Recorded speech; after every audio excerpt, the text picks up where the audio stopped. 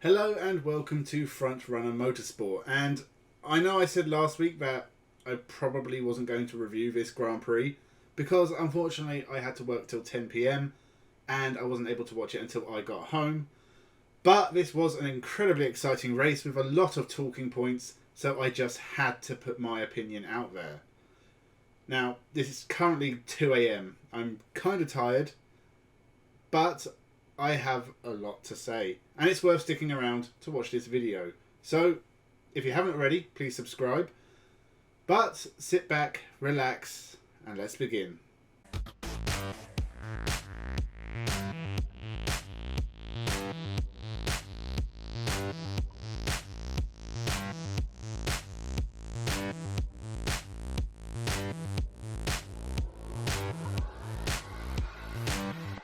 Welcome to Frontrunner Motorsport.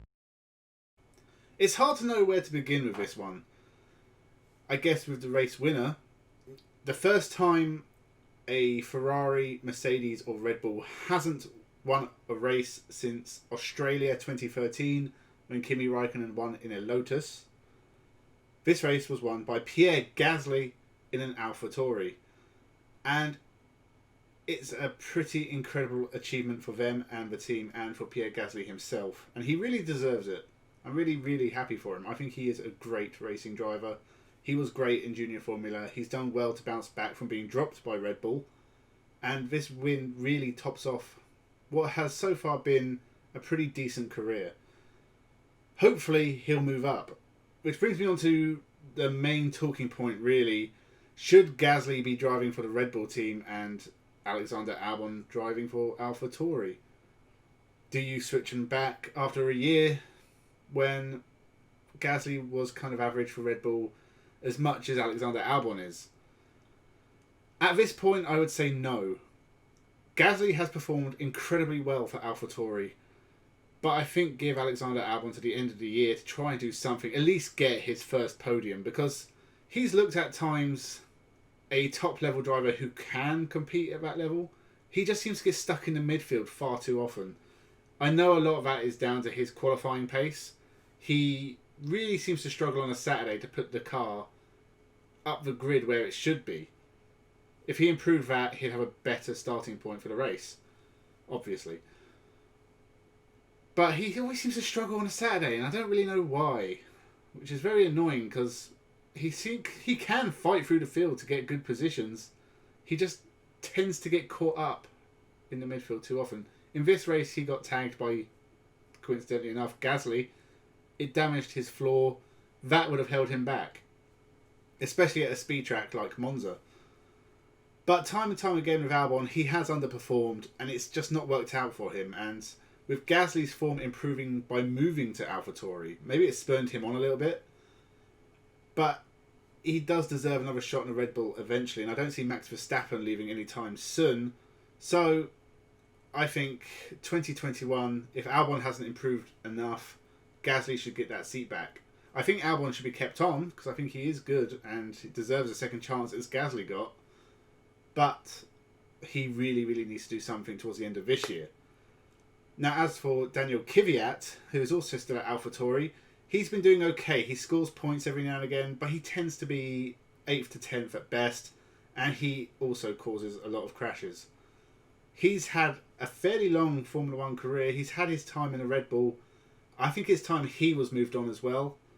I think next year, I would say AlphaTauri should be Alexander Albon and Yuki Tsunoda, who has Red Bull and Honda backing and is doing incredibly well in Formula 2. I rate him very highly. And then maybe in 2022, if Albon still isn't performing, I would replace him with someone like Nick Cassidy, who I did a video on during the week. Nick Cassidy is an excellent racing driver, really deserves a chance in Formula 1, and he is also a Red Bull back driver who has enough super license points to race in Formula 1. So maybe that's what I would change for the next couple of years. If you can keep Max Verstappen and Pierre Gasly in your fold, you should, because they're both very, very, very good. Now, onto someone who isn't very, very good, Ferrari. And this was an embarrassing home Grand Prix for them. Vettel, he retired early on with brake problems.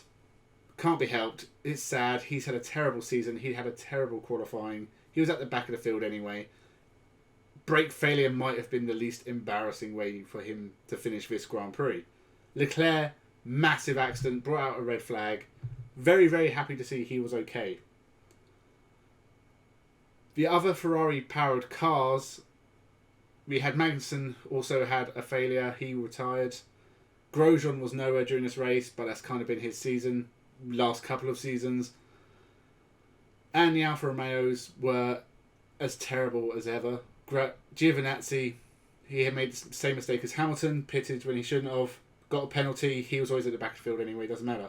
Raikkonen, he was up in third. He'll be disappointed he couldn't hold on to that, but once he started losing places, he dropped like a stone. And I think that's another team that's going to see a big change next year, because Raikkonen should retire. He's had his moments in the sun. It's been a very, very long career. It'll be more races than anyone else has ever started when he retires. But it's not going to get any better than this. So he should just leave now. Giovinazzi has proved time and time again that he is not good enough to be in Formula 1. I thought he was a great talent back in the day. I remember him racing in GP2. He was teammates with Gasly when Gasly won the 2016 GP2 championship. I think it was the final one. I think Giovinazzi only missed out by a handful of points. So he can compete. But I remember when he made his Sauber debut replacing Pascal Wehrlein a few years ago. He looked quick, but he had a massive crash, I think, at Malaysia. He might have had a couple. And he was crash prone last year, made a lot of mistakes. It looked like this year he turned it around, scored points at the first race, but he's done nothing since, and he doesn't really look like he has the quality. So I would replace both drivers next year, probably with the Prema pair in Formula 2 at the moment, Mick Schumacher and Robert Schwartzman, both of whom are very good, doing a very good job for the team in Formula 2. So I would make massive changes to the grid. Another driver who isn't good enough is Valtteri Bottas. He had a bad start. It happens, but it seems to happen to him more than anyone else. And I think it probably stands out more because he's a Mercedes driver. But he was in the midfield for this race, and he struggled. Now that is because Mercedes is not set up to run in the pack. Fair enough. But he couldn't really even get close to Norris on the restart, and he didn't move. He was fifth, and he got past Raikkonen, I suppose.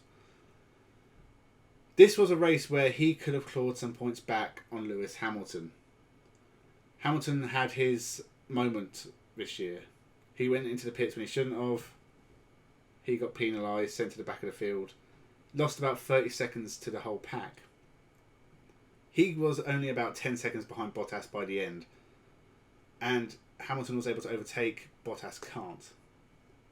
Bottas is a mediocre driver. I've said that since the start of this channel. He should not be at a top team. But he is a safe option.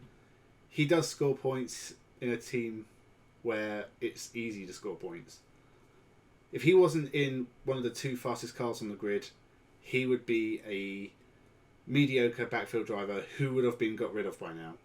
He has got a contract for next year purely because he is able to finish second or third in the championship and help Mercedes clinch that crown without too much fuss. They don't want the Hamilton-Rosberg thing again where the drivers are fighting and it's a bad atmosphere and occasionally accidents happen. That doesn't happen with Bottas because he's nowhere near Hamilton's level. And it's a shame. I would like to see Russell in that seat, younger, hungrier. He would probably push Hamilton a bit more. But until they replace Bottas, it's just going to be the same sort of thing. So Hamilton still has his big lead in the championship because Bottas wasn't able to capitalise on one of the few moments where Hamilton isn't leading. As for Hamilton, it was a bad mistake. I don't know if he's to blame or the team's to blame. Probably a little bit of both. The team should have realised most of all. I'd put 80% of the blame on them. But Hamilton can see the lights. He maybe could have made a decision. I don't know how much time he had to make that call. But as it is, this was a bad race for Mercedes. Obviously, a race where they're not finishing first and second is a bad race for Mercedes. But this proves that back in the pack they struggle. They're not really designed for that. So we now know how to make Formula 1 more exciting. Stick the Mercedes pair 30 seconds behind the rest of the pack. And that is bad. Like, your sport should not be that uncompetitive where the first cars are so far in advance ahead of everyone else that they can be miles behind everyone and catch back up. Now it happens in racing, but I'm Formula One. It should definitely be a pure motorsport. I don't really want to see weight ballasts and reverse grids just to make the action more exciting. The action should be exciting on its own, and in the midfield it is. This was a much more exciting race purely because the top running cars weren't involved in it, which is really nice to see. And they were involved in a way that they were making their way through the pack, which means we get to see more overtaking as well, which is what every Formula One fan should want to see. But I don't want to see things like reverse grids and, was it Bernie Eccleston used to say, sprinklers on the side of the track, make random rain or random wet races. Don't like it. Don't want to see it in Formula One. It's too gimmicky. I don't like DRS because it's too gimmicky. I don't want to see stupid things like sprinklers and reverse grids. It shouldn't come down to that. That's touring car level thinking.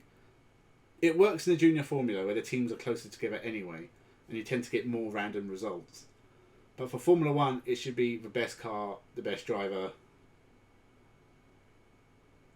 I've just realised that is exactly what's wrong with Formula One. Okay, so put reverse grids in. Whatever. I don't think there's too much else to go on, so maybe just run down team by team. Williams, it's the last time Claire Williams is going to be involved, so they're no longer a Williams-run team. I really hope they don't change their name because I want to see Williams on the grid, no matter who owns them. Hopefully, with a bit more money, they'll be a bit more competitive. Russell and Latifi are doing a good enough job. This was a great race for Latifi, who actually was way ahead of his teammate. They're still not scoring points, which is the problem. And hopefully with a bit of cash, they might be able to fix that, maybe in a couple of years' time. As it is, they're doing a fine job. Just leave them to it. Hopefully they'll close back up. Haas, terrible. They're just taking up space on the grid. They need Ferrari to sort out the engine, yes. They probably need better drivers at this point. As much as I stick up for Grosjean, because for some reason I like him, he's just taking up space, as I said. And a younger driver in that seat, I don't really know who. I can see Logan Sargent in that seat in a few years. I thought Pietro Fittipaldi, but he hasn't really done much in the junior formula. But Haas are ass. Alfa Romeo, I've spoken about. They're struggling. Again, probably the Ferrari engine problem is a big part of that. And it's a sad way for Raikkonen to see out the winter of his career. AlphaTauri, obviously, this was an amazing race. Kiviat scored points as well, so they're doing pretty well. Renault were interesting. Renault looked quick. Looked quicker than last year. They haven't made up the big gap to the top running teams, but they are more consistently running in the points, which is a good starting place. And I wonder if McLaren will regret going to Mercedes Power when Renault aren't too far behind. I was interested to see they're changing their name to Alpine next year. Obviously, Renault own Alpine, but that is a name with like a rallying heritage. I don't really see the point of bringing this historic name back to Formula One. It'd be interesting. I mean, I'm guessing the biggest difference will be they'll be called Alpine and they'll be blue instead of yellow and black. So I'll be interested to see their livery next year. And obviously with Alonso back as well, it'll be interesting to see how far up the grid they can get. He'll be chasing race wins, whether that's actually possible or not is the question. Ocon, again, he is a good steady driver who will always do well for you. They have a good team. It's just getting that performance to get them to the next level. McLaren, Sainz is a great driver. I'm really sad to see him go to Ferrari now because it looks like he's going to have a year off basically where he's just going to struggle. He's probably be about Leclerc's level. So scoring points in the midfield, it's not where Ferrari should be, and it's not where Carlos Sainz deserves to be because he's had a great year, another podium, it's good second place, and he was only 4 tenths off. So he was very close to his first race win.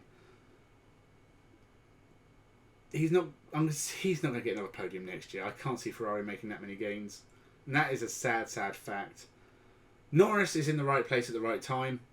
A 4th place is another good result this year. I think he is my top driver this year. Just by where he is and where he should be and how he's actually doing. Norris is fantastic. Really, really proud of him. Ricciardo next year at McLaren is interesting as well. He's another driver. I think he'll be about where Sainz is. So expect good things from McLaren next year. Who does that leave? I can't even remember who I've covered. Racing Point. Stroll has been my whipping boy for the year or so I've been doing this channel. It's not that he doesn't deserve to be there, but I've always made a joke about him being there because of his daddy's money. This year he's proved me wrong. He's been steady, scoring points a lot. Another podium on his record. I think it's only his second since the first was at Baku with Williams a long time ago. I can't really remember that race. But he deserved this one. It was on pace. He did a good job. So, very happy to see him doing well. Perez scored a point. I sort of expected better from him this year, but he's doing the standard Sergio Perez thing of consistently scoring points and being up there. I really don't want to see Sebastian Vettel at that team. I think both drivers have done well enough to earn their spot for next year. As Aston Martin, it'll be interesting to see how far they can go. I'm not expecting miracles. I expect them to be where they are this year. But that is a good place to be for Racing Point. So, all the power to them. And I think that's it. I can't remember any other teams. Oh dear. I'm tired. It's not my fault. All in all, this was a very exciting race. I'm very happy for Gasly. I think it's impossible not to compare it to Vettel's win for Toro Rosso in 2008. I think the only difference is Vettel was quick all weekend that weekend. He was on pole. It was slightly damp. He controlled the race and won. Gasly was slightly fortunate in that things sort of fell his way. But once he was up at the top, he maintained his lead. He kept Sainz behind him. He did a great job. He is a great driver. And hopefully he will get a chance to succeed in Formula 1 in the future. I don't want this to be his only win. So on that note, I'll leave it up to you. Who do you think should be at Red Bull next year? Or do you think Albon and Gasly should be swapped now? What do you think Ferrari should do? Do you want to see things like reverse grids and weight ballasts and various other gimmicks to make Formula 1 more interesting? Do you think it helps? Leave your comments down below. Remember to subscribe. I have a special video planned for when I hit 100 subscribers. I want to start making that soon, but I would really appreciate your support in the meantime. Hit that like button as well, share the videos, get the channel out there. It's growing. We're nearly at 80. I'm very, very happy with how it's going. I'm happy doing videos. I did a couple more last week. I did a video on Nick Cassidy, funny enough, who I mentioned earlier. So you should watch that video. And I also did a reaction video to my Formula E predictions from last year. Very, very good video. I'm very pleased with how that turned out. So please watch those videos. They deserve a bit of love. Thank you for watching this one. Keep watching Motorsport. It's always very exciting. There'll be more content in the week. So stick around. Thank you very much.